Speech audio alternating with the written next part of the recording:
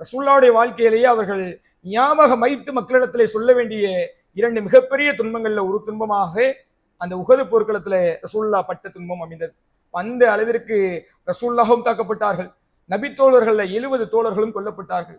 மிக முக்கியமான முஸ்அப் பின் உமைர், ஹல்லல் ரலியல்லாஹு அன்ஹு, ஹம்சா ரலியல்லாஹு அன்ஹு போன்ற பல முக்கியமான அனஸ் பின் நல்ர் ரலியல்லாஹு அன்ஹு போன்ற மிக முக்கியமான பல நபித்தோழர்கள் அந்த போர்க்களத்திலே கொல்லப்பட்டார்கள். கடைசியில அந்த போர்க்களம் முஸ்லிம்களுக்கு மிகப்பெரிய படிப்பினை ஏற்படுத்தக்கூடியதாக இருந்தது.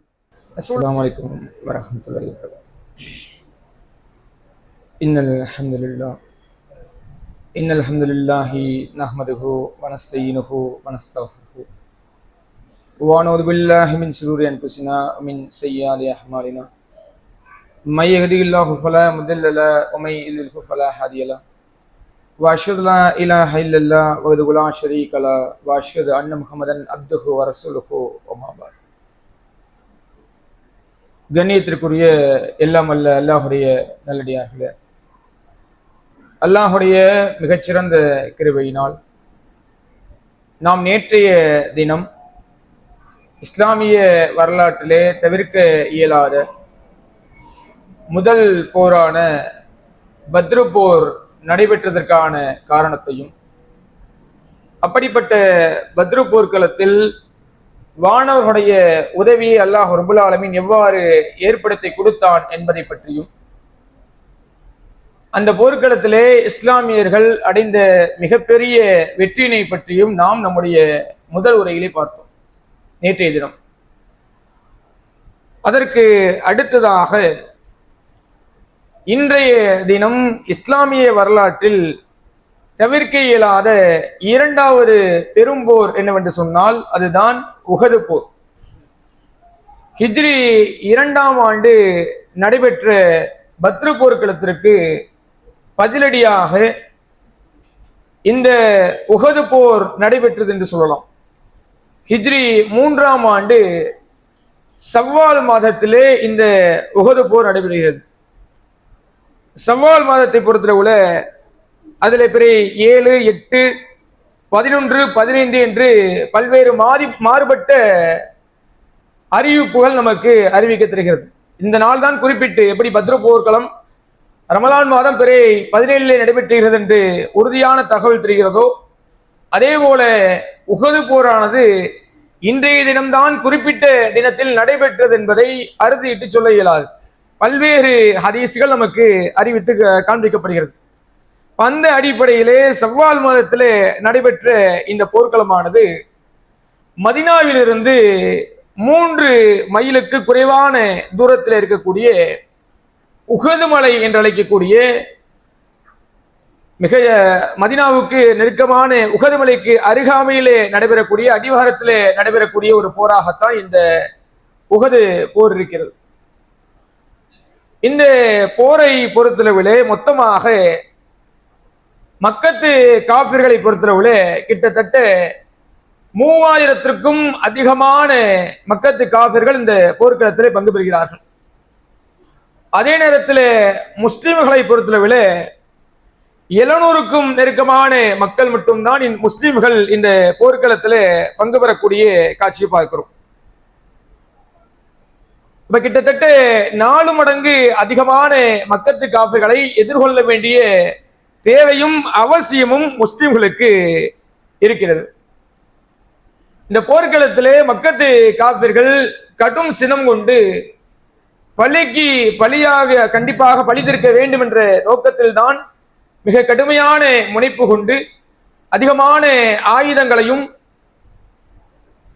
பல்வேறு வாகனங்களையும் திரட்டி கொண்டுதான் இந்த போர்க்களத்திலே கிட்டத்தட்ட 3000 மக்கத்து காஃபிர்கள் கலந்து கொள்கிறார்கள். போர்க்களத்திற்கு செல்வதற்கு முன்னால் கிட்டத்தட்ட 700 முஸ்லிம்கள் இந்த போர்க்களத்திலே கலந்து கொள்ள செல்கிறார்கள். ஆனால் செல்லக்கூடிய மத்தியிலே நயவஞ்சகனான அப்துல்லா பின் உபை பின் சலூ என்று அழைக்கக்கூடிய நயவஞ்சகன், அவனுக்கு பின்னால் கிட்டத்தட்ட 300 மக்கள் திரும்பி விடக்கூடிய சூழ்நிலையை பார்க்கிறோம். இப்ப நயவஞ்சகன் இந்த போர்க்களத்தில் மிகப்பெரிய சதியை தீட்டி 300 மக்களை திசை திருப்பி மீண்டும் மதீனாவிற்கே திருப்பி செல்லக்கூடிய சூழ்நிலையை நாம் பார்த்து கொள்ள முடிகிறது. இப்ப சொற்பமான மக்கள் மட்டும்தான் இந்த உஹது போர்க்களத்திலே பெரும்படை கொண்ட எதிரிகளை வீழ்த்துவதற்காக அல்லாஹ்வின் மீது வைத்த ஒற்றை துணையை கொண்டு இந்த போர்க்களத்திலே பங்கு பெறுகிறார்கள். அப்படி பங்கு பெறக்கூடிய சமயத்திலே அல்லாஹுடைய தூதர் ஸல்லல்லாஹு அலைஹி வஸல்லம் அவர்கள் எந்த ஒரு போர்க்களம் ஆரம்பிப்பதற்கு முன்னரும் அழகான மசூராய் ஒன்றை திட்டுவார்கள். மக்களிடத்தை கருத்து கேட்டு மசூராவின் அடிப்படையிலே அல்லாஹ் ரப்பல் ஆலமீன் எந்த அடிப்படையிலே தீர்ப்பளிக்கிறானோ அந்த அடிப்படையில் தான் போர்க்களத்திலே பங்கேற்பார்கள். அந்த ரீதியிலே உஹது போர்க்களத்திற்கு முன்னால் நபிகள் நாயகம் ஸல்லல்லாஹு அலைஹி வஸல்லம் அவர்கள் அழகான பொது மசூராவை திட்டுகிறார்கள். அத்தனை அன்சாரிகளும் முஹாஜிர்களும் மசூராவிலே கலந்து கொள்கிறார்கள். ரசூலுல்லாஹ் கேட்கிறாங்க, இந்த போர்க்களத்தை நாம் நேரடியாக அவர்களை சந்திப்போமா அல்லது வரவிட்டு மதீனாவிலே சந்திப்போமா என்பதாக மசூரா நடைபெறுகிறது. இப்ப பெரும்பாலான சகாபாக்கள் சொல்றாங்க, அவர்கள் ரொம்ப நெருக்கமாக நம்மை நெருங்கி வந்து விட்டார்கள். கிட்டத்தட்ட மதீனாவிலிருந்து 3 மைல் தொலைவிற்கு அருகாமையில் இருக்கக்கூடிய உஹது மலையிலே அவர்கள் முகாமிட்டிருக்கிறார்கள். இதற்கு மேல் அவர்களை மதீனாவிற்கு வரவிட்டோம் என்று சொன்னால் நமக்கு மிகப்பெரிய பாதிப்பை அடைந்து கொள்ள நேரிடும். அதனால நேருக்கு நேராக நாமும் அந்த உஹது மலையிலே தான் அவர்களை சந்திப்பதுதான் மிகச்சிறந்ததாக இருக்கும் என்று முஸ்லிம்கள் சொல்கிறார்கள். அந்த அடிப்படையிலே முஸ்லிம்கள் திரண்டு உஹது மலைக்கு சென்று நேருக்கு நேராக அவர்களை சந்திக்கக்கூடிய சூழ்நிலையை பார்க்கிறோம். சந்திப்பதற்கு முன்னால் முந்தைய தினம் அல்லாஹ் ரப்பல் ஆலமீன் அவர்களுக்கு சிறு தூக்கத்தை ஏற்பாடு செய்யக்கூடிய சந்தர்ப்பத்தை பார்க்கிறோம். அபூதல்ஹா ரலியல்லாஹு அன்ஹு அவர்கள் சொல்லி காமிக்கிறார்கள், போர்க்களத்தை நாங்கள் நேரடியாக நேருக்கு நேர் சந்திப்பதற்கு முன்னால் அல்லாஹ் ரப்பல் ஆலமீன் எங்களுடைய உள்ளத்தை அமைதிப்படுத்துவதற்காகவும் மன அமைதிக்காகவும் சிறு தூக்கத்தை நமக்கு கொடுத்தான் என்பதாக சொல்லி காமிக்கக்கூடிய காட்சியை பார்க்கிறோம். எந்த அளவிற்கு அந்த தூக்கம் இருந்தது என்று சொன்னால், நான் என்னுடைய வாளை என்னுடைய கையில் பிடித்து கொண்டிருந்தேன். ஆனால் தூக்கத்தினாலே என்னுடைய கையில் இருந்து வாள் கீழே நழுவி போனது. மீண்டும் அந்த வாளை எடுத்து கையில பிடிச்சேன். மீண்டும் தூக்கம் வந்து என்னுடைய வாள் கையில இருந்து நழுவி போயிருச்சு. இது போல 2-3 தடவைகள் தூக்கத்திலிருந்து வாள் நழுவக்கூடிய அளவிற்கு தான் தூக்கம் சொக்கக்கூடியதாக இருந்தது என்பதை அபூதல்ஹா ரலியல்லாஹு அன்ஹு அவர்கள் அறிவித்து தரக்கூடிய ஒரு காட்சியை பார்க்கிறோம். அந்த அளவிற்கு இந்த போர்க்களத்திற்கு முன்னால் அல்லாஹ் ரப்பல் ஆலமீன் மிகச்சிறந்த ஏற்பாட்டை முஸ்லிம்களுக்கு செய்து வைக்கிறான். இதற்கு பின்னால் போர்க்களத்தில் நேருக்கு நேராக களமாடக்கூடிய தருணம். நபிகள் நாயகம் ஸல்லல்லாஹு அலைஹி வஸல்லம் அவர்கள் அழகான ஏற்பாட்டை முஸ்லிம் மக்கள் மத்தியில செய்து வைத்திருக்கிறார்கள். அதாவது 50 நபர்களை அல்லாஹுடைய தூதர் ஸல்லல்லாஹு அலைஹி வஸல்லம் அவர்கள் தனியாக பிரிக்கிறார்கள். இந்த 50 நபர்களை நபிகள் நாயகம் ஸல்லல்லாஹு அலைஹி வஸல்லம் அவர்கள் பிரித்து உஹது மலைக்கு உச்சியிலே அவர்களை நிற்க வைக்கிறார்கள். நீங்கள் எக்காரணம் கொண்டும் எந்த ஒரு சூழ்நிலையிலும் இந்த உஹது மலையிலிருந்து உச்சியிலிருந்து கீழே இறங்கி வரவே கூடாது என்பதை கட்டளையிடுகிறார்கள். அந்த 50 நபருக்கு அமீராக நபிகள் நாயகம் ஸல்லல்லாஹு அலைஹி வஸல்லம் அவர்கள் அப்துல்லா பின் ஜுபைர் ரலியல்லாஹு அன்ஹு அவர்களை நியமனம் செய்கிறார்கள். அப்துல்லா பின் ஜுபைர் ரலியல்லாஹு அன்ஹு தெளிவாக சொல்றாங்க, நாங்கள் எதிரிகளை வெற்றி கொண்டாலும் சரி அல்லது எதிரிகளால் நாங்கள் வெற்றி கொள்ளப்பட்டாலும் சரி, எப்படிப்பட்ட சூழ்நிலை வந்தாலும் சரி, நிச்சயமாக இந்த உஹது மலையுடைய உச்சத்திலிருந்து நீங்கள் ஒருபோதும் கீழே இறங்கி வரவே கூடாது என்பதை அழுத்தம் திருத்தமாக நபிகள் நாயகம் ஸல்லல்லாஹு அலைஹி வஸல்லம் அவர்கள் அப்துல்லா பின் ஜுபைர் ரலியல்லாஹு அன்ஹு பதிவு செய்து அவருக்கு கீழே 50 வில்வித்தை வீரர்களை மேலே அனுப்புறாங்க. 50 சகாபிகளும் ரொம்ப இலகுவான முறையிலே அதே நேரத்தில் தூரத்தில் இருக்கக்கூடிய காஃபிர்களை கூட குறிவைத்து அடிக்கக்கூடிய அளவிற்கு வில்வித்தையிலே கைதேர்ந்த சகாபிகள் அந்த 50 பேரை தேர்ந்தெடுத்து தான் இந்த சகாபிக்கு கீழே நபிகள் நாயகம் ஸல்லல்லாஹு அலைஹி வஸல்லம் அனுப்பி வைக்கிறாங்க. இப்படி ஒரு ஏற்பாட்டை செய்துவிட்டு தான் நபிகள் நாயகம் ஸல்லல்லாஹு அலைஹி வஸல்லம் நேருக்கு நேராக கிட்டத்தட்ட சொச்ச மக்கள் 3000க்கும் அதிகமான மக்கத்து காஃபிர்களை நேருக்கு நேராக அடிக்கக்கூடிய சூழ்நிலை. பத்ர் போர்க்களத்தை விட இந்த போர்க்களத்திலே எதிரிகளுடைய கொட்டம் அதிகமாக இருந்தது. மக்கள் அதிகமாக இருக்கிறாங்க. பொதுவாக ஒரு சமயத்துல நம்ம நேருக்கு நேராக ஒருவனை சந்திக்கிறோம் சொன்னா, ஒத்தைக்கு ஒத்தே சந்தித்தோம் என்று சொன்னால் மிகப்பெரிய அளவுல நம்ம இடத்துல தைரியம் இருக்குமான்னு சொல்ல இயலாது. நாள் எதிரி இடத்துலயும் சமபலம் இருக்கும், நம்ம இடத்துலயும் சமபலம் இருக்கும். யாருடைய பலம் உயர்ந்ததாக இருக்குதோ அவன் தான் வெற்றி அடைவான். அதே நேரத்துல இந்த பக்கம் ஒரு 10 பேர் இருக்கிறான் வைங்க, எதிரில் ஒத்தாள் நிற்கிறான் வைங்க, இவன் கோழையாகவே இருந்தாலும் கூட இவனுக்கு வெத்து வீரம் என்பது கூடுதலாக வந்துடும். ஏன்னா நம்ம அடிபட்டாலும் கூட நமக்கு பின்னால 9 பேர் இருக்கிறான், நிச்சயமாக அவனை போட்டு தள்ளலாம் என்ற ஒரு வெற்று வீரம் வருமா இல்லையா? அப்படிப்பட்ட வெற்றி வீரத்தில் தான் அந்த 3000 மக்கத்து காபிர்களும் அந்த இடத்துல கொண்டு ஓடியிருந்தார்கள். ஆனால் குறைவான மக்களாக இருந்தாலும் கூட அல்லாஹ்வுடைய உதவி நிச்சயமாக இருக்கும். எப்படி பத்ர் போர்க்களத்திலே அல்லாஹ் ரப்பல் ஆலமீன் 300க்கும் கொஞ்சம் அதிகமான சகாபிகள் 1000த்திற்கும் அதிகமான மக்கத்து காபிர்களை வெற்றி கொள்ள முடிந்ததோ அதே வெற்றியை அதே உறுதியை அல்லாஹ் ரப்பல் ஆலமீன் இந்த போர்க்களத்திலும் நமக்கு கொடுப்பான் என்ற ஒரு உள்ள அச்சத்தின் அடிப்படையில தான் நம்முடைய முஸ்லிம் மக்கள் அந்த களத்துல இறங்குறாங்க. இப்படி இறங்கக்கூடிய சமயத்திலே ஆரம்பத்திலேயே முஸ்லிமுடைய கைகள் ஓங்கக்கூடிய சூழ்நிலையை பார்க்கிறோம். ரொம்ப வீரமாக, ஏன்னா ரமலான் மாதத்திலேயே நோன்பு வைத்துக் கொண்டே அவ்வளவு வீரமாக போரிட்ட மக்கள் நம்முடைய முஸ்லிம்கள். அப்படிப்பட்ட மக்கள் சவ்வால் மாதத்திலே நன்றாக உண்ட நிலைமையில போரிடக்கூடிய ஒரு சூழ்நிலை.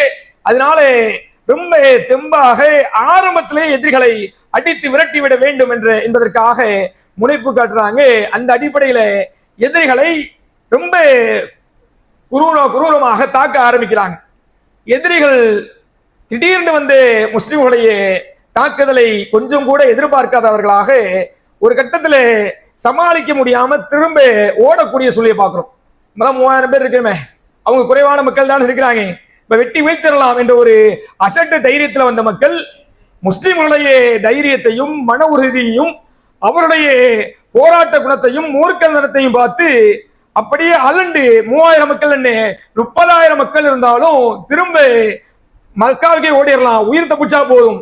எப்படி பத்ர் போர்க்களத்துல நம்ம எல்லாம் வெட்டி கொண்டாங்களோ அப்படிப்பட்ட அந்த வெறியில தான் இன்னும் இருக்கிறாங்க. அதனால இவர்களிடத்துல நம்ம அகப்பட்டு உயிர் துறப்பதற்கு பதிலாக திரும்ப மக்காவுக்கு போய் எப்படியாவது பொழைச்சுக்கலாம், இந்த பக்கம் வந்துட வேணாம் என்று சொல்லி மீண்டும் மக்காவை நோக்கி ஓடிக்கொண்டிருக்கிறார்கள். முஸ்லிம்களுக்கு வசதியா போச்சு. அந்த அத்தனை பேர்களும் கோழை பேர்கள் தான், சும்மா கணக்கு காட்டுவதற்காக கூட்டு வந்திருக்கிறாங்க. இப்படியே அடைச்சு துரத்தி விட்டுலாம்னு சொல்லிட்டு முஸ்லிம் மக்கள் அந்த மக்கத்து காஃபிர்களை விரட்டி கொண்டு ஓடிக்கொண்டிருக்கிறார்கள். ஒரு பக்கம் மக்கத்து காஃபிர்கள் தலை துரித்து கையில கிடைச்சது காலில் கிடைச்சது அத்தனையும் கீழே போட்டு ஓடிக்கிட்டு இருக்காங்க. அத்தனை ஆயுதங்களை கொண்டு வந்தாங்க, அவ்வளவு வாகனங்களை கொண்டு வந்தாங்க. ஆனால் வாகனத்தையும் ஆயுதத்தையும் அப்படியே நிராயுதமணியாக கீழே போட்டுட்டு உயிர் தப்பிச்சா போதும், உசுறு மட்டும் தான் முக்கியம் என்ற அடிப்படையில மக்காவை நோக்கி ஓடிட்டு இருக்காங்க. ஆனால் முஸ்லிம் மக்கள் இவங்களை இப்படியே விட்டுவிடக் கூடாது, கடைசி வரைக்கும் போய் அவர்களை முறியடிக்க வேண்டும் என்று முனைப்போடு அவர்களை விரட்டி கொண்டு சென்று கொண்டிருக்கிறார்கள். இதே ஒரு கூட்டம் மலை உச்சியிலிருந்து பார்க்குது. ஆரம்பத்திலே சொன்ன மாதிரி நபிகள் நாயகம் ஸல்லல்லாஹு அலைஹி வஸல்லம் நியமிச்சாங்கல்ல, அப்துல்லா பின் ஜுபைர் ரலியல்லாஹு அன்ஹு அவருடைய தலைமையில ஒரு 50 வில்வித்தை வீரர்கள் நியமிச்சாங்கல்ல, அந்த வில்வித்தை வீரர்கள் இந்த காட்சியை மலை மீது இருந்து பார்த்து கொண்டிருக்கிறார்கள். சந்தோஷம் தாங்க முடியல. அல்ஹம்துலில்லாஹ், பத்ரு போர்க்களத்தில் எப்படி அல்லாஹ் ரப்பல் ஆலமீன் இப்பதான் போரே ஆரம்பிக்குது, ஆனால் முதல் கட்டமாக தலைதெறித்து ஓடுவதை பார்த்தோன்னே அவருடைய உள்ளத்துல சைத்தான் எப்படி எண்ணத்தை போடுறான்னு சொன்னா, அல்ஹம்துலில்லாஹ் நாம் வெற்றி அடைந்து விட்டோம். பத்ரு போர்க்களத்தில் எப்படி தலைதெறித்து ஓடினாங்களோ முகங்குப்புற கீழே விழுந்தாங்களோ அதே போல ஒரு வெற்றியை அல்லாஹ் ரப்பல் ஆலமீன் நமக்கு கொடுத்துட்டான். கீழே கிடக்கிறதெல்லாம் கனிமத்து போர் செல்வங்கள், போர் செல்வங்களை முனைப்போடு போய் நம்ம எடுக்கணும் என்ற அடிப்படையிலே அங்கே மலை மேல இருந்து கீழே இறங்கி வரக்கூடிய சூழ்நிலை பார்க்கிறோம். அப்துல்லா இப்னு ஜுபைர் ரலியல்லாஹு அன்ஹு அவர்கள் எவ்வளவோ தடுத்து பார்க்கிறாங்க, கூடாது, இது செய்யக்கூடாது. ரசூலுல்லாஹ் ஒன்றுக்கு பல முறை நம்மை எச்சரித்திருக்கிறார்கள். எதிரிகளை நாம் வெற்றி கொண்டாலும் சரி அல்லது எதிரிகள் நம்மை வெற்றி கொண்டாலும் சரி ஒருபோதும் இந்த மலையிலிருந்து கீழே இறங்கி வரவே கூடாது என்பதை அல்லாஹுடைய தூதர் ஒரு முறைக்கு பல முறை எச்சரித்தும் கூட நீங்கள் செல்வது தவறான விடயம், அல்லாஹுடைய தூதருடைய சொல்லுக்கு மாற்றம் செய்றீங்க, கனிமத்து பொருள் நமக்கானதுதான், இத்தகைய பொருளை நீங்க சேகரித்தாலும் கூட கடைசியிலே மொத்த பொருளையும் வைத்துதான் அல்லாஹுடைய தூதர் பங்கு போடுவாங்க. அதனாலே உலகத்து செல்வத்திற்கு கனிமத்து பொருளுக்கு ஆசைப்பட்டு அல்லாஹுடைய தூதருடைய வாக்கை பொய்மைப்படுத்தாதீங்க, அவருடைய சொல்ல கேட்காக போகாதீங்க, என்னுடைய பேச்சுக்கு கட்டுப்படுங்க, மலை மேலே அமர்ந்திருங்க, இருங்க, போர்க்களம் முடியட்டும், அதற்கு பின்னால் எடுத்துக்கொள்ளலாம் எவ்வளவோ போராடி பார்க்கிறாங்க, மன்றாடி பார்க்கிறாங்க. ஆனால் ஒரு சகாவியும் அல்லாஹுடைய தூதருடைய சொல்லை ஏற்றுக்கொள்வது மாத்திரல்ல, அவர்கள் நியமித்த அப்துல்லா இப்னு ஜுபைர் ரலியல்லாஹு அன்ஹு அவருடைய சொல்லையும் காதில கூட போட்டுக்கல. அத்தனை சகாபிகளும் கீழே இறங்கி ஓடி வந்து கனிமத்து பொருட்களை எடுக்கிறாங்க. இந்த சமயம்தான் போர்க்களத்திலே மிகப்பெரிய தடுமாற்றம், மிகப்பெரிய திருப்பு முனை ஏற்படக்கூடிய காட்சியை பார்க்கிறோம். இதற்கு முன்னால் எப்படி தலைகுப்புற ஓடுனாங்களோ, புறங்காட்டி மக்கத்து காஃபிர்கள் ஓடினாங்களோ, அந்த கூட்டத்திலே ஒரு வீராதி வீரர் இருந்தார். அவர் அதற்கு பின்னால் இஸ்லாத்தை ஏற்றுக்கொண்டு அல்லாஹுடைய போர்வால் என்ற பெயர் பெற்ற அளவுக்கு மிகச்சிறந்த வீரராக இருந்தார். அவர்தான் ஹாலித் பின் வலீத் ரலியல்லாஹு அன்ஹு. அவர்கள் ஆரம்ப காலகட்டத்தில் உஹது போர் சமயத்தில் இஸ்லாத்தை ஏற்றுக்கொள்ளவில்லை. ஆனால் மிகச்சிறந்த வீரம் அவருடைய பிறப்பிலேயே குடி வந்தது. அந்த அடிப்படையில அவர் குதிரைப்படை வீரர்களுக்கு அவர் தான் தலைவராக இருந்தார். பெரிய குதிரைப்படையை கூட்டிக் கொண்டு கணவாய் வழியாக அப்படியே சுற்றி வளைக்கிறார்கள். இந்த பக்கம் முஸ்லிம்கள் காஃபிர்களை அடித்து விரட்டி கொண்டிருக்கிறார்கள். மலை மேலே இருந்து முஸ்லிம்களுடைய பணி சுற்று வட்டாரத்தில் எந்த பகுதியிலிருந்து எதிரிகள் தாக்கினாலும் அவர்களை மலை மீது இருந்து வில்லை விட்டு அவர்களை அம்பை விட்டு அவர்களை கொல்வதுதான் அந்த மக்களுடைய பணி. ஆனால் அவர்கள் என்ன செஞ்சாங்க, கனிமத்து பொருட்களுக்கு ஆசைப்பட்டு கீழே இறங்கி வந்தாச்சு. இப்ப தடுப்பதற்கோ நிறுத்துவதற்கோ எதிரிகளை தாக்குவதற்கோ யாரும் கிடையாது. இந்த சமயத்தை சரியான முறையிலே பயன்படுத்திக் கொண்ட ஹாலித் பின் வலீத் என்ன செய்யறான்னு கேட்டா, சுற்றி வளைத்து பின்னால் தாக்கி கொண்டிருந்த முஸ்லிம்களை அவருக்கு பின்னால ஹாலித் பின் வலீத் தலைமையிலான குழு தாக்கக்கூடிய காட்சியை பார்க்கிறோம். மிகப்பெரிய அளவுல போர். யாரு முஸ்லீம் யாரு காஃபிர் தெரியல. முன்னாடி காஃபிர், நடுவுல முஸ்லிம்கள், பின்னாடி மக்கத்து காஃபிர்கள் சுற்றி வளைத்து இன்னைக்கு தாக்கி கொண்டிருக்கக்கூடிய சூழ்நிலையை பார்க்கிறோம். அத்தனை முஸ்லிம்களும் எந்த அளவிற்கு தாக்குவதற்கு முனைப்பு காட்டினாங்களோ, இப்ப முஸ்லிம்கள் திரும்பி மதீனாவுக்கு தப்பிச்சா போதும் என்று ஓடக்கூடிய சூழ்நிலையை அல்லாஹ் ரப்பல் ஆலமீன் ஏற்படுத்தணும். சில முஸ்லிம்கள் மக்கத்து காஃபிர்களை இன்னைக்கு வரைக்கும் தாக்கிட்டு தான் இருக்கிறாங்க, ஓடிக்கிட்டே இருக்கிறாங்க. ஆனா அதே நேரத்தில் மக்கத்து காஃபிர்கள் பின்னாடி இருந்து முஸ்லிம்களை தாக்குறாங்க. சில முஸ்லிம்களுக்கு தெரிஞ்சிருச்சு மக்கத்து காஃபிர்கள் பின்னால் இருந்து தாக்குறாங்க, இவர்களை சமாளிப்பது கஷ்டம், தப்பிச்சு ஓடினா போதும் என்று சில முஸ்லிம்கள் ஓடிக்கொண்டிருக்கிறார்கள். சில முஸ்லிம்கள் கண்ணுல பட்டவர்களை எல்லாம் அடிச்சு கொள்றாங்க. யாரு முஸ்லீம் தெரியல, யாரு காஃபிர் தெரியல, கண்ணுல முஸ்லீமா காஃபிரா என்பதெல்லாம் தெரியாது. நம்மை தாக்க வர்றானா, நமக்கு எதிர வர்றானா, அவனை கொண்டொழி என்ற அடிப்படையில கொண்டு வீழ்த்தி கொண்டிருக்கிறார்கள்.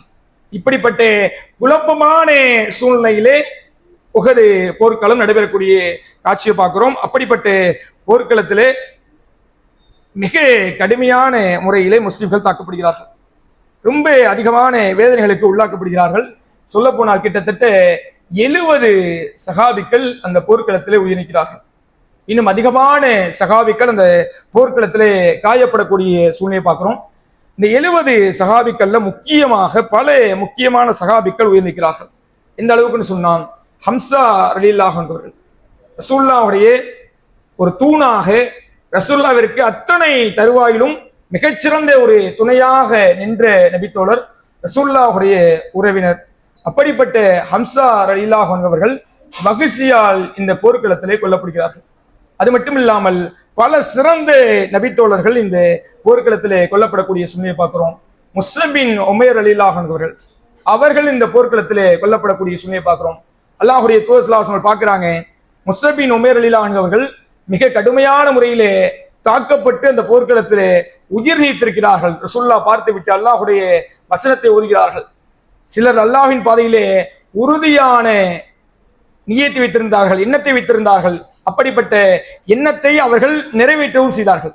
அல்லாஹ்வின் பாதையில் அவர்கள் சத்தியம் செய்து உறுதியான எண்ணத்தை வைத்திருந்தார்கள். அப்படிப்பட்ட மக்களில் சிலர் அதை நிறைவேற்றவும் செய்தார்கள். அப்படிப்பட்ட மக்களில் ஒருவர் தான் முஸ்அப் பின் உமைர் ரலியல்லாஹு அன்ஹு அவர்கள் என்ற வசனத்தை ஓதிவிட்டு அவர்கள் அடுத்ததாக அப்படியே கடந்து போறாங்க.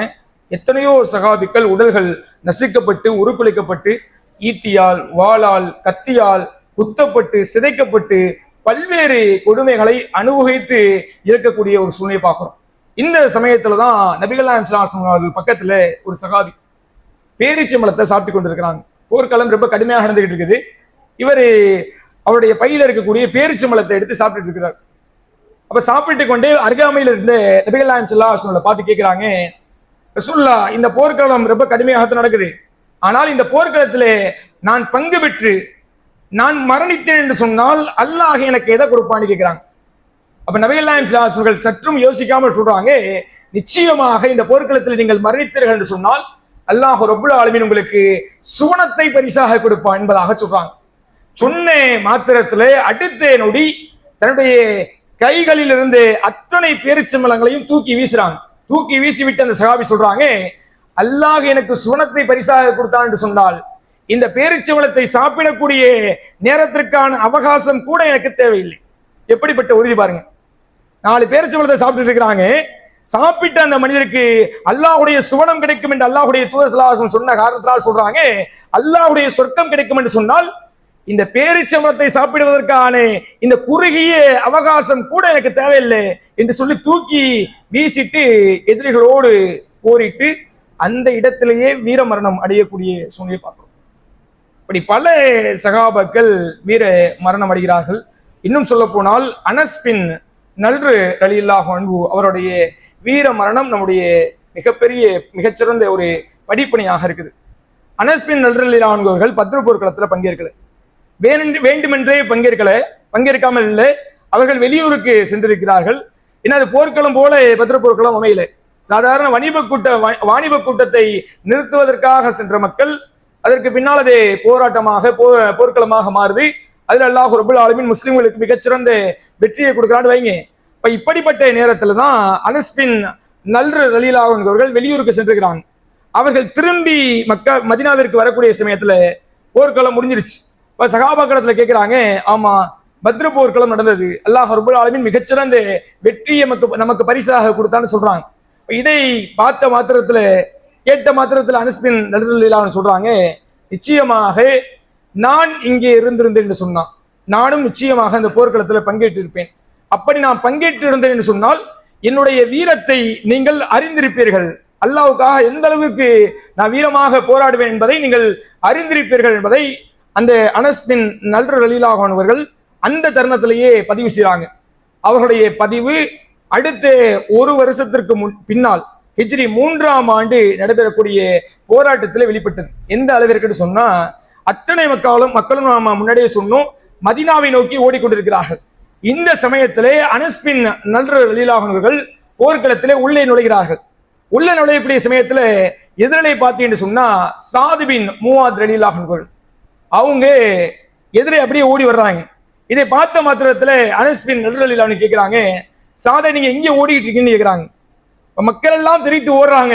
அந்த அடிப்படையில நானும் ஓடுகிறேன் என்று சாத் பின் முஆத் ரலியல்லாஹு அன்ஹு சொல்றாங்க. அப்ப அனஸ் பின் நல்ரு ரலியல்லாஹு அன்ஹு சொல்றாங்க, சாதே ஒன்றை விளங்கிக் கொள்ளுங்கள், எதிரே இருக்குது பாத்தீங்களா உஹது மலை, அது சாதாரண மலை அல்ல, அந்த மலையுடைய அடிவாரத்திலே நான் சுவனத்துடைய வாசனையை நுகர்கிறேன் என்பதாக சொன்னாங்க. அப்ப என்னன்னு கேட்டா உஹது மலை அடிவாரத்துல எதிரிகள் மொத்தமாக போராடி கொண்டிருக்கிறார்கள், நம்மை அடித்து விரட்டி கொண்டிருக்கிறார்கள், அவர்களோடு நான் போய் போரிட்டேன் என்று சொன்னால் நிச்சயமாக அல்லாஹ் நமக்கு சுவனத்தை பரிசாக கொடுப்பான், நமக்கு மரணத்தை கொடுப்பான், மரணத்திற்கு பின்னால் கிடைக்கக்கூடிய சுவனம் நிச்சயமாக நமக்கு கிடைக்கும் என்பதாகத்தான் அனஸ் பின் நல்ரு ரலியல்லாஹு அன்ஹு அவர்கள் இந்த வார்த்தையை சொல்றாங்க. அந்த உஹது மலையுடைய அடிவாரத்திலே நான் சுவனத்தை நுகர்கிறேன், வாசனையை நுகர்கிறேன் என்று சொல்லி போர்க்களத்திலே பங்கேற்கிறார்கள். மிக கடுமையான அடிப்படையிலே போராடுகிறார்கள். கடைசியிலே அனஸ் பின் நல்ரு ரலியல்லாஹு அன்ஹு அவர்களும் அந்த போர்க்களத்திலே மரணிக்கக்கூடிய காட்சியை பார்க்கிறோம். எந்த அளவிற்கு மரணித்து போகிறார்கள் என்று சொன்னால் அவர்களுடைய உடலே மக்களுக்கு அடையாளம் கண்டுபிடிக்க முடியாத அளவிற்கு அவர்கள் சிந்திக்கப்படுகிறார்கள். அவருடைய அத்தனை உடலிலும் கிட்டத்தட்ட 80 காயங்களுக்கு மேல் அனஸ் பின் நல்ரு ரலியல்லாஹு அன்ஹுடைய உடல்ல இருந்ததும். கிட்டத்தட்ட உடல்ல வாள்களால், விற்களால், ஈட்டியால், என்னென்ன கருவிகளால் அவர்களை குத்தி சிதைக்க சின்னாபின்னமாக்க முடியுமோ அந்த அளவிற்கு வெறிபிடித்த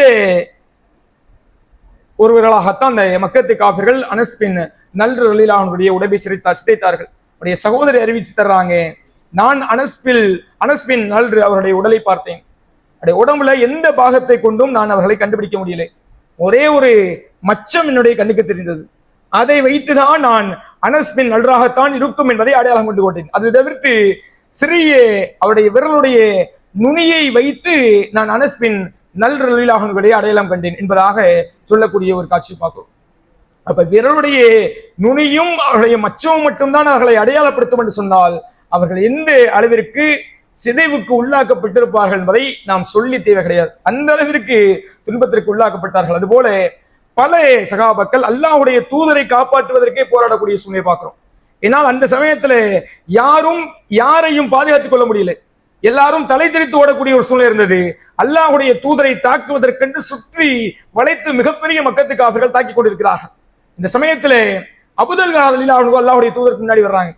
அல்லாஹ்வுடைய தூதரை எனக்கு முன்னால் யாரும் எனக்கு பின்னால் ரசூலுல்லாஹ் இருப்பாங்க, என்னை தாண்டிதான் ரசூலுல்லாஹ்வை தொட்டாக வேண்டும் என்ற அடிப்படையில தன்னுடைய உடலையே கேடயமாக்கி அபூதல் ரலியல்லாஹு அன்ஹு முன்னே வரக்கூடிய காட்சியை பார்க்கிறோம். அவர்களுடைய 3 விற்கள் உடையக்கூடிய அளவிற்கு மிகவும் கவனத்தில் கொள்ள வேண்டிய விடயம். ஒரு வில்லு உடைகிறது என்பதே பல நாட்கள் ஆகும். ஏன்னா வில்லுடைய உறுதித்தன்மை அந்த அளவுக்கு இருக்கும். அம்பை உடைக்கிறது உடைச்சு போட்டு போயிடலாம். வில்லுங்கிறது அவ்வளவு எளிதாக உடையக்கூடிய விடயம் கிடையாது. அவ்வளவு உறுதித்தன்மை கொண்டு விற்கள், அதிலும் குறிப்பாக 3 விற்கள் 2 துண்டுகளாக உடையக்கூடிய அளவிற்கு அபூதல் ரலியல்லாஹு அன்ஹு அவர்கள் அந்த இடத்துல போராடி இருக்கிறாங்க. ரசூலுல்லாஹ் யாரெல்லாம் அந்த வழியில போவாங்களோ அத்தனை மக்களையும் கூப்பிட்டு சொன்னாங்க, நீங்கள் உங்களுடைய அம்பு கூட்டை தூக்கி அபூதல்ஹாக்கு எறியுங்க, அவர்கள் வில்ல விடுவாங்க என்று சொல்லி வில்ல விட்டு கொண்டே இருக்கிறார்கள். ஒரு சமயத்துல அவருடைய 3 விற்களும் உடைந்து போகுது. கடைசி ஒரு வில்லை எடுத்துக்கொண்டு ரசூலுல்லாஹ் அம்பை எடுத்து கொடுக்க ஒவ்வொரு வில்லாக வெட்டி எதிரிகளை துச்சமாக ஓட்டக்கூடிய சமயத்தை பார்க்கிறோம். அதிலும் குறிப்பாக தல்ஹாபின் அப்துல்லா ரலியல்லாஹு அன்ஹு அவர்களுடைய தியாகத்தை நிச்சயமாக கவனத்தில் கொள்ளணும். அவர்கள் வில்லை விடக்கூடிய சமயத்தில், அம்பை விடக்கூடிய சமயத்தில் அவருடைய ஒரு கை எதிரிகளால் தாக்கப்பட்டு சிதைவுக்குள்ளாக்கப்பட்டு கடைசியில ஒரு கை இல்லாமல் தன்னுடைய ஒரே ஒரு கையில் தான் எதிரிகளை அம்புகளால் தாக்கக்கூடிய ஒரு சூழ்நிலையை பார்க்கிறோம். இப்படி பல சஹாபாக்கள் தன்னுடைய உடலை அல்லாஹ்வுடைய தூதருக்கு கேடயமாக்கி ரசூலுல்லாவை பாதுகாக்கக்கூடிய பணியை செய்தார்கள். இதற்கும் மீறி ரசூலுல்லாஹ் அந்த போர்க்களத்தில் தாக்கப்பட்டார்கள். ரசூலுல்லாஹுடைய கீழ்ப்பல் அந்த போர்க்களத்தில் உடைக்கப்படுகிறது. அதுபோல ரசூலுல்லாஹுடைய முகத்தில் எதிரிகளால் தாக்கப்படுகிறார்கள். ரசூலுல்லாஹுடைய தலையில் அவர்களுடைய தலைக்கவசம் இருக்கக்கூடிய சமயத்திலேயே அந்த தலைக்கவசமானது சுக்கு சுக்காக உடைக்கப்படுகிறது. ரசூலுல்லாஹி ஸல்லல்லாஹு அலைஹி அவர்கள் கீழே விழுறாங்க. ரத்தங்கள் பீறிட்டு கொண்டு தெரிச்சு கொண்டிருக்குது. இதை ஒரு சஹாபி நமக்கு அறிவிச்சு தர்றாங்க. அதை நான் நன்கு விளங்குவேன். ரசூலுல்லாஹி ஸல்லல்லாஹு அலைஹி வஸல்லம் காயம் மிகவும் கொடூரமான காயமாக இருந்தது. பற்கள் உடைக்கப்பட்டது. மூஞ்சிகள்ல மிகப்பெரிய 8 காயம் இருந்தது. அத்தனையும் நபிகள் நாயகம் ஸல்லல்லாஹு அலைஹி வஸல்லம் தாங்கி கொண்டு பொறுமையாக இருந்தாங்க. ஆனால் அவருடைய உடல்நிலை ரொம்ப மோசமா போயிருச்சு. நான் ரத்தத்தை நிப்பாட்ட முடியல. அப்ப அவருடைய மகளான ஃபாத்திமா ரலியல்லாஹு அன்ஹா அவர்கள் வந்து தண்ணீரை கொண்டு அதை சுத்தம் செய்றாங்க. அந்த தண்ணீரை அலி ரலியல்லாஹு அன்ஹு அவர்கள் தன்னுடைய கேடயத்திலே தூக்கி கொண்டு வந்து கொடுக்குறாங்க. சுத்தம் செய்யக்கூடிய தண்ணீர் சமயத்திலே ஒட்டுமொத்த தண்ணீரும் அப்படியே ரத்தமாக மாறி போகுது. கடைசி வரைக்கும் ரத்தப்போக்கு நின்ற மாதிரி தெரியல. அல்லாஹ்வுடைய தூதருடைய உடல்நிலை ரொம்ப மோசமாக போகுது.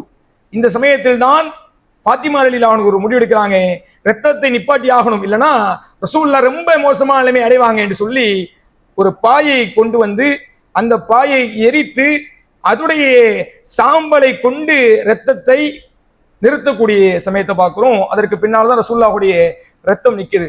ரசூலுல்லாஹிடத்துல ஒரு முறை கேட்கக்கூடிய சமயத்துல, நீங்கள் எத்தனையோ கஷ்டங்களை பட்டிருக்கிறீங்க, வாழ்க்கையில எவ்வளவோ துன்பங்களை அடைந்திருக்கிறீங்க, நீங்கள் அடைந்த துன்பத்திலேயே ரொம்ப கஷ்டமான துன்பம் என்னட்டு கேட்டா, அப்ப நபிகள் நாயகம் ஸல்லல்லாஹு அலைஹி வஸல்லம் சொன்னாங்க, உஹது போர்க்களத்திலே நான் அடைந்த துன்பம் தான். அதற்கு முன்னால் ஆரம்ப காலகட்டத்திலே தாயிஃப் நகரத்திலே நான் ஏகத்துவத்தை சொல்லக்கூடிய சமயத்திலே சின்ன பொடிமார்கள் கைகள்ல கற்களை கொண்டு என்னை அடித்து விரட்டினார்கள். அப்படிப்பட்ட துன்பத்தை நான் அடைந்தேன். அதுதான் ஆரம்பத்துல நான் பட்ட துன்பத்திலேயே ஆக பெரும் துன்பம் என்று நபிகள் நாயகம் ஸல்லல்லாஹு அலைஹி வஸல்லம் சொல்லக்கூடிய காட்சியை பார்க்கிறோம். ரசூலுல்லாஹுடைய வாழ்க்கையிலேயே அவர்கள் ஞாபகம் வைத்து மக்களிடத்திலே சொல்ல வேண்டிய 2 மிகப்பெரிய துன்பங்கள்ல ஒரு துன்பமாக அந்த உஹது போர்க்களத்துல ரசூலுல்லாஹ் பட்ட துன்பம் அமைந்தது. அந்த அளவிற்கு ரசூலுல்லாஹும் தாக்கப்பட்டார்கள். நபி தோழர்கள்ல 70 தோழர்களும் கொல்லப்பட்டார்கள். மிக முக்கியமான முஸ்அப் பின் உமைர், ஹல்லல் ரலியல்லாஹு அன்ஹு, ஹம்சா ரலியல்லாஹு அன்ஹு போன்ற பல முக்கியமான அனஸ் பின் நல்ர் ரலியல்லாஹு அன்ஹு போன்ற மிக முக்கியமான பல நபித்தோழர்கள் அந்த போர்க்களத்திலே கொல்லப்பட்டார்கள். கடைசியில அந்த போர்க்களம் முஸ்லிம்களுக்கு மிகப்பெரிய படிப்பினை ஏற்படுத்தக்கூடியதாக இருந்தது. ரசூலுல்லாஹ் பல நபித்தோழருடைய உடலை மறைக்க போதுமான உடை இல்லை. ஒரு நபித்தோழரோடு இன்னொரு நபித்தோழரை வைத்துதான் மண்ணறையிலே அடக்கம் செய்யக்கூடிய நிலைமைக்கு நபிகள் நாயகம் ஸல்லல்லாஹு அலைஹி வஸல்லம் உட்படுத்தப்பட்டார்கள். கடைசியிலே 8 ஆண்டுகளுக்கு பின்னர் தான் நபிகள் நாயகம் ஸல்லல்லாஹு அலைஹி வஸல்லம் அவர்கள் உஹது போர்க்களத்திலே மரணித்து நபித்தோழர்களுக்கு தொழுவிக்கக்கூடிய ஒரு காட்சி பார்க்கிறோம். அப்ப இதன் மூலமாக நாம் அடைந்து கொள்ளக்கூடிய மிகச்சிறந்த படிப்பினை என்ன என்பதை நாம் பார்க்கிறோம். எப்படி பத்ரு போர்க்களம் நமக்கு மிகச்சிறந்த படிப்பினையை கொடுத்ததோ அதே போல உஹது போர்க்களம் நமக்கு ஆக சிறந்த படிப்பினையை கற்றுக் கொடுத்தது. அப்படி கற்றுக் கொடுத்த முதல் படிப்பினை என்னன்னு கேட்டா, எப்பேற்பட்ட சூழ்நிலையிலையும் ரசூலுல்லாஹ் ஒன்றை கட்டளையிட்டார்கள் என்று சொன்னால் அந்த கட்டளைக்கு மாற்றமே செய்யக்கூடாது. அதான் நாம் கற்றுக் கொடுக்கக்கூடிய முதல் படிப்பினை. ரசூலுல்லாஹி ஸல்லல்லாஹு அலைஹி வஸல்லம் ஒன்றை கட்டளையிட்டு அதை மீறக்கூடாது என்று உறுதியாக சொன்ன பின்னாலும் கூட அதை அந்த 50 சகாபாக்களும் மீறினார்கள். அதோடைய விளைவுதான் போர்க்களத்திலே மிகப்பெரிய தோல்வியை இஸ்லாமியர்களுக்கு அல்லாஹ் ரப்பல் ஆலமீன் பரிசாக கொடுக்கக்கூடிய ஒரு காட்சியை பார்க்கிறோம். இது முதல் படிப்பினை. அதுபோல இந்த போர்க்களத்திலே கிடைக்கக்கூடிய இரண்டாவது மிகப்பெரிய படிப்பினை என்று கேட்டா, உலகத்து செல்வத்திற்காக மார்க்கத்தை ஒருபோதும் மறந்துவிடக்கூடாது. உலகம் என்பது கவர்ச்சி தான். உலகம் என்பது நமக்கு மிகப்பெரிய ஆசையை தூண்டக்கூடியதுதான். அதற்காக மார்க்கம் காட்டி தந்தே இறைவனுடைய தூதர் வகுத்து தந்தே கட்டளையை உலகத்து செல்வதற்காக மறந்தோம் என்று சொன்னால் நிச்சயமாக நாம் கை செய்தப்படுவோம் என்பதை உஹது போர்க்களம் நமக்கு மிகப்பெரிய படிப்பினையாக காட்டி தந்தது. அதோடைய விளைவுதான் பல சகாபாக்கள் அந்த உஹது போர்க்களத்திலே மாண்டு போகக்கூடிய சூழ்நிலையை பார்க்கிறோம். இப்ப இதையெல்லாம் உணர்ந்து இன்ஷா அல்லாஹ் நம்முடைய வாழ்க்கையிலே எப்படிப்பட்ட சூழ்நிலையிலும் உலகத்து செல்வங்கள் நமக்கு முன்னால் ஒட்டுமொத்தமாக கொண்டு வந்து வைக்கப்பட்டாலும் கூட மார்க்கத்துடைய ஒரு விடயம் அதை தடுக்கிறது என்று சொன்னால் நிச்சயமாக மார்க்கத்திற்குத்தான் நாம் முக்கியத்துவத்தை கொடுக்கணுமே ஒழிய உலகத்து செல்வத்திற்கு முக்கியத்துவத்தை கொடுக்கக்கூடாது. அந்த உலகம் என்பது அத்துன்யா, இந்த உலகம் என்பது வல் துக்ஸிரூனல் ஹயாத்த துன்யா வல் ஆகிரத்து ஹைரு அபுக என்று அல்லாஹ் ரப்பல் ஆலமீன் சூரத்துல் அஹ்லாவிலே சொல்லி காமிக்கிறானே, இந்த உலகத்து வாழ்க்கை தான் பெரிய வாழ்க்கை என்று உலகத்து மக்கள் நினைத்து வைத்திருக்கிறார். ஆனால் உண்மையிலேயே சிறந்தது என்னவென்று சொன்னால் வல் ஆகிரத்து ஹைரு அபுக, நாளைய ஆகிரத்து வாழ்க்கை மறுமை வாழ்க்கை தான் சிறந்த வாழ்க்கை, அதுதான் நிலையானது, அதுதான் நிரந்தரமானது என்பதை அல்லாஹ் ரப்பல் ஆலமீன் அழுத்தம் திருத்தமாக தன்னுடைய திருமுறைகளை பதிவு செய்யக்கூடிய காட்சியை பார்க்கிறோம். அதை உணர்ந்து இன்ஷா அல்லாஹ் நாம் நம்முடைய வாழ்க்கையிலே மிகச்சிறப்பான முறையிலே செயல்பட்டு மிகச்சிறந்த வெற்றியை பெற்றுக்கொள்வோம் என்று துவாசனாக என்னுடைய இந்த உரையை முடிவு செய்கிறேன். இன்ஷா அல்லாஹ் அடுத்தடுத்த தினங்கள்ல இன்னும் சில போர்க்களங்களுடைய விடயங்களை பற்றியும் அதிலே நாம் பெற்றுக்கொள்ள வேண்டிய படிப்பினைகள் பற்றியும் தொடர்ச்சியாக பார்ப்போம். வாகரதவான